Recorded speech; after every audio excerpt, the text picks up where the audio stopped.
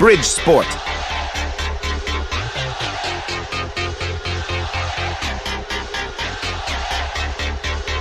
Bridge Sport. Reka nongere mbasuhuze kandi mbakaze hano kuri Bridge Sport. Mwijoro ryakeye twaraye tubonye surprise zikomeye cyane mu mikino yagiye iba ya shampiyona. Hari umukomeye cyane w'ikipe ya Rayon Sport. Ubwitabire bwa Rayon Sport yariyo surprise ya mbere, abafana mu by'ukuri batarenze 100 kuri stade yose. Hari ibyagiye bitera buno bwitabire bukeya, hari ibyagiye bivugwa muri uno mukino, ndetse n'umukino waje kugaragaramo amakosa akomeye cyane. Witwa Kadime Ndiaye yirukaniwe ku kibuga neza, ndetse byatumye byahise bishyira pressure ku buyobozi bwo gushaka undi muzamu ukomeye hano mu karere wo kuza gusimbura Kadime Ndiaye. Byari biteguwe ko uyu mugabo ari ugomba agasigara ari umusimbura, bagashaka undi, ariko ibitekerezo byahindutse nyuma y'amakosa akomeye yakoze muri uno mukino yashyiraga mu byago ikipe ya Rayon Sport. Gusa byaje kurangira ikipe ya Rayon Sport yigishije umupira AS Kigali, nubwo AS Kigali yakinaga ifite prime y'ibihumbi 150 ibitse mu isogisi. Ikipe ya Rayon Sport yaje kuba yigisha baro, yaje kuba yitera baro itego 4-1. Ibyo byose tugenda tuganira. Witwa Asong Bemo, uyu nguyu yakutanga off inatanga, akavuga ati ndimo nagakomanga ku biro, akavuga ati mpaye release leta nkigendera ko mwanyiye amaze kubona abankeneye.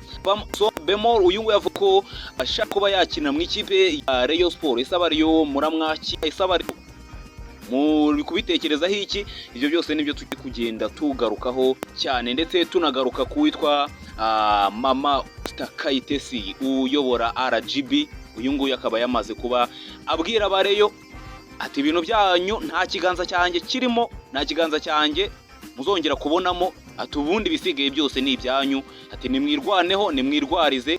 Ibyo byose ngiye kugenda nkubwira uko bihagaze. Ibyo yabitangaje kuri mikoro zacu ku munsi w'ejo ubwo bari gusoza ikino ya Umurenge Kagame Cup yatwawe n'umurenge wo muri Karongi wa Rubengera. Ibyo byose nibyo uyu mumama rwose twari tugize amahirwe turamubona, duhita tumubaza direct, ahita tubwira uko bimeze muri ino kipe ya Rayon Sport. Ku munsi w'ejo rero ubwo kubitsinda AS Kigali ibitego 4-2 iyiturutse inyuma, icyo bita remontada yiturutse inyuma. Ibitego byaje kuba bitsindwa na Charles Bare, igitego cya Muhire Keve, igitego cya Pascal Radukunda, ndetse n'igitego cya Aaron Paul Gomis kuri penalty. Mu gihe ibitego bya AS Kigali byaje kuba biboneka bitsinzwe na Yabivuze Hoze rwose, ndetse n'ikindi gitego uwitwa Kadime Ndiaye yitangiye, bamuhaye passe rwose kuyifunga, afunga inzoka, umupira urirukanka kuwirukaho ngo ajye kuwukura mu izamu biranga, aragenda ukubita wageze mu izamu, n'ubundi ahita nagonga n'ipoto aravunika. Bavuga ati umuzamu nkawe ko gukora amakosa nkaya bibaho? Ntago bikunda kubaho cyane ko umuzamu uzi ko akinira ikipe nk'iyi ngiyi yakora amakosa nk'ayo ngayo. Ni gutyo byaje kuba bigenda.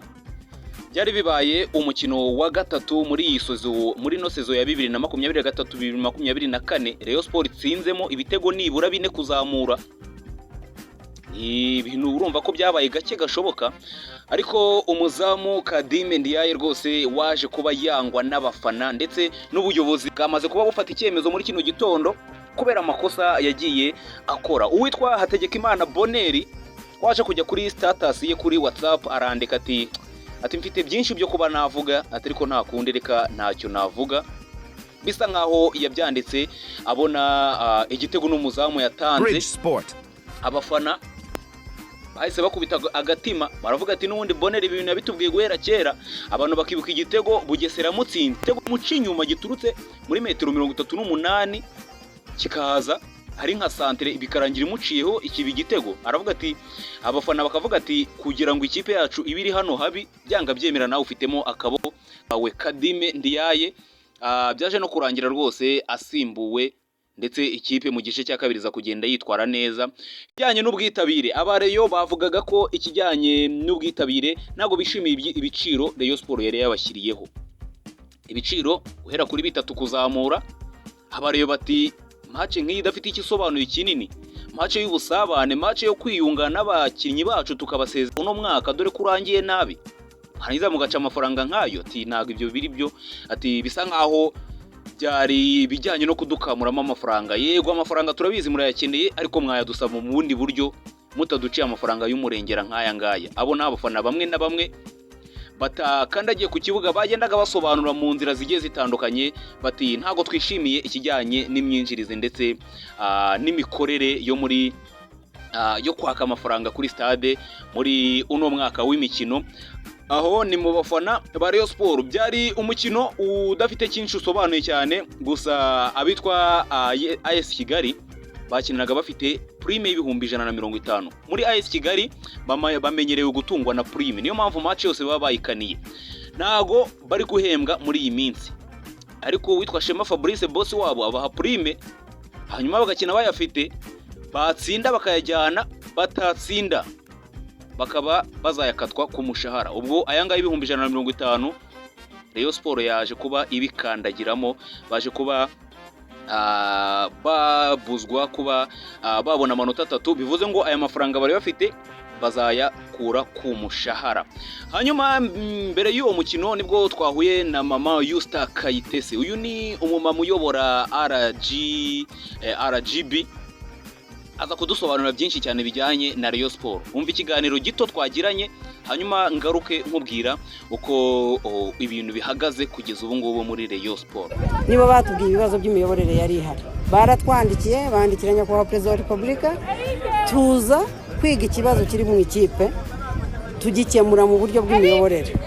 Umuyobozi wa Rayon Sport uriho, RGB yashyizeho komite y'agateganyo igizwe n'abantu bari batowe nabo bose bavuga ko ari ba nyiri ikipe. Hanyuma iyo komite y'agateganyo inoza amategeko ya Rayon Sport, ishyiraho inteko itora itavuka buri munsi hagiye kujyaho amatora, ivuga uburyo abagize ziriya clubs z'abafana ari nazo zitora zijyaho, hanyuma clubs z'abafana zitora ubuyobozi bwa Rayon Sport. Kuba wabyitira urwego rw'imiyoborere, ubundi zo nizo nshingano zacu. Inshingano z'urwego rw'imiyoborere ni ugutuma imiyoborere ishoboka, ariko buri gihe cyose iyo tubikoze dushaka abari muri uwo muryango tukabafasha kwishakira umuti w'ikibazo, kandi iyo niyo nzira yakoreshejwe kuri Rayon Sport. Birashoboka rero ko wenda ikipe yari yaratakaje kuba ikipe y'abanyarwanda bayikunda rusange, yarabaye y'abantu bwite. Iyo urebye abafana ba Rayon Sport uko bangana, ntabwo nkeka ko abavuga ko bari ba nyirayo ari abo banyarwanda rusange, kuko abanyarwanda rusange ba Rayon Sport bari baradusabye gukemura ikibazo, kandi twagikemuye mu buryo bw'imiyoborere. Kubera buriya Rayon Sport ni ikipe y'umuryango utari uwa leta nyarwanda. Umuryango utari uwa leta nyarwanda ugira uburyo ujyaho, ugira uburyo abayobozi baho bajyaho. Ni nabwo buryo bwakoreshejwe, nta bundi buryo bwakoreshejwe uretse uburyo bw'amategeko bw'uburyo ubuyobozi bw'imiryango itari iya leta ijyaho. Abatoye ubuyobozi ni nabo bafite uburenganzira butora abandi, ni nabo bashaka abakandida. Ngira ngo nk'umuyobozi wa Rayon Sport n'abayobora muri rusange n'abandi bahari muri Rayon Sport, ni uburenganzira bwabo kureba aho ikipe ijya n'icyo bayifuzaho, bagatoranya abo bagira abayobozi.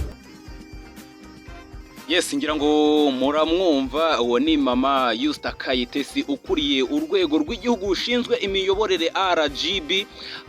Yatubwiraga ati icyitwa Rayon Sport, ati twabafashije gushyiraho ubuyobozi, ubu nta kindi twagaruka kurebamo cyangwa se kwinfluensamo. Ati Rayon Sport ni urwego rudashingiye ku miyoborere bwite ya leta, niyo mpamvu tuba tubafasha gushyira ibintu byabo ku murongo, then ibindi bikurikiye bakaba babyirwariza. Ni muri urwo rwego rero muri iyi minsi twabonye ibimenyetso simusiga by'uko Rayon Sport iri kwiyoruganiza. Niyo twarabonye Muvunyi Paul yinjira, tukabona Sadate, tukabona Perezida Uwayezu Jean Fidel ari kugenda byoruganiza. Ni intangiriro nziza, turimo turagenda tubona aho ibintu bihereye naho ibintu biherereye. Bivuze ngo RGB irarikuye, RGB ntabwo izongera kuba igarukamo. Ibintu byose bigomba kuba bikemurirwa muri Assemblée Générale y'ino kipe. Ni gutyo bihagaze muri kino gitondo. Reka mbashimire cyane, mbifurize kugira ibihe byiza, mukomeze kunogerwa na gahunda zose murimo.